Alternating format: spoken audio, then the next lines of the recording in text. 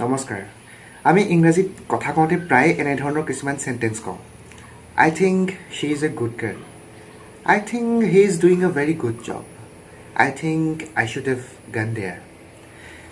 এতিয়া মন কৰক মই যে এই তিনিটা সেন্টেন্স কলো এই তিনিটা সেন্টেন্সতে মই I think ব্যৱহাৰ কৰিছো এতিয়া কথা হল I think ব্যৱহাৰ নকৰাকৈ আমি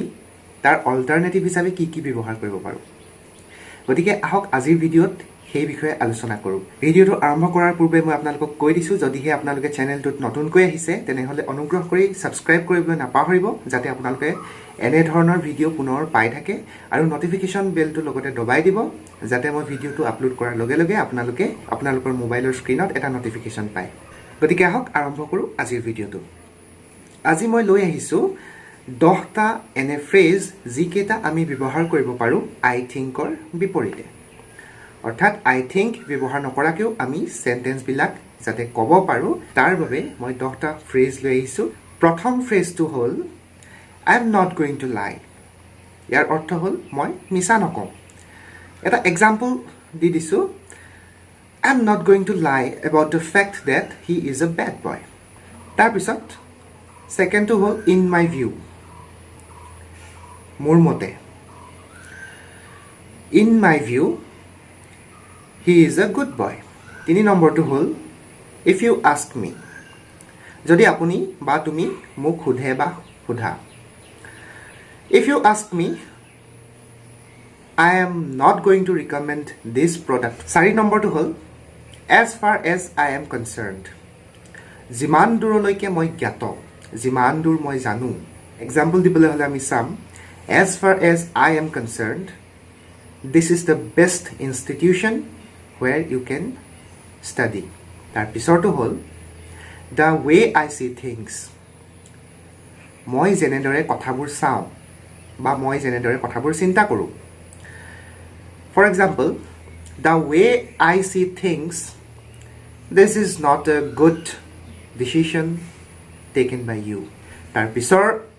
ফ্ৰেজটো আমি চাম it seems to me that মই কথাবোৰ পৰ্যালোচনা কৰি যিটো দেখা পাইছো ইয়াৰ অৰ্থটো এনে ধৰণৰ হ'ব গতিকে এক্সাম্পল যদি আমি চাওঁ it seems to me that he is going to win the match next ফ্ৰেজটো হ'ল honestly speaking অসমীয়াত ক'বলৈ গ'লে অৰ্থটো এনে ধৰণৰ হ'ব সঁচা কথা কৈছো বা মই যিটো সঁচা বুলি ভাবিছো হেতু কৈছো মই যিটো সঁচা বুলি ভাবিছো বেলেগে হেতু নাভাবিবও পাৰে সঁচা বুলি গতিকে মই হেতু কৈছো for example honestly speaking this is not a good idea তাৰ পিছৰটো ফ্ৰেজ হ'ল I strongly believe that মই হজুৰে বিশ্বাস কৰো বা মই খুব গভীৰভাৱে বিশ্বাস কৰো for example I strongly believe that as a prime minister he has the potential to uplift the nation তাৰ পিছৰ ফ্ৰেজটো হ'ল I feel that মই অনুভৱ কৰো যে খুব এটা সিম্পল ফ্ৰেজ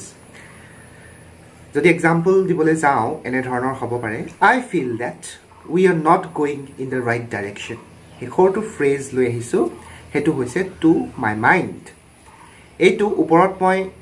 আন এটা ফ্ৰেজ ইউজ কৰিছিলো in my view অৰ্থ একেই দুইটাৰে to my mindৰ অৰ্থ হ'ল in my view বা in my opinion অৰ্থাৎ মোৰ মতে বা মোৰ মনটোৱে যি কৈছে হেতু এতিয়া যদি আমি এটা এক্সাম্পল চাওঁ to my mind she is a very good actress গতিকে আজিৰ ভিডিঅ'ত আমি দেখিলো যে I think to প্ৰত্যেকবাৰে ব্যৱহাৰ নকৰাকৈও আমি কেনেদৰে বিভিন্ন ফ্ৰেজ ইউজ কৰি নিজৰ মনৰ কথাবিলাক ইংৰাজীত ব্যক্ত কৰিব পাৰো বা ক'ব পাৰো আৰু এনে বহুতো ফ্ৰেজ আছে যিবিলাক আমি I thinkৰ বিপৰীতে ইউজ কৰিব পাৰো যিহেতু ভিডিঅ'টোত মই কেৱল 10টা ফ্ৰেজে দিছো বাকিবিলাক ফ্ৰেজ মই ইয়াত লোৱা নাই আপোনালোকে হয়তো বহুতে গম পাব বিভিন্ন ফ্ৰেজ আপোনালোকে হয়তো ব্যৱহাৰ কৰি আহিছে গতিকে কমেন্ট বক্সত জনাব আৰু কি ফ্ৰেজ ব্যৱহাৰ কৰিব পৰা যায় I thinkৰ বিপৰীতে অহাটো ভিডিঅ'ত পুনৰ এনে ধৰণৰ এটা টপিক লৈ আহিম যিটো টপিকে আপোনালোকক ইংৰাজী কোৱাত সহায় কৰিব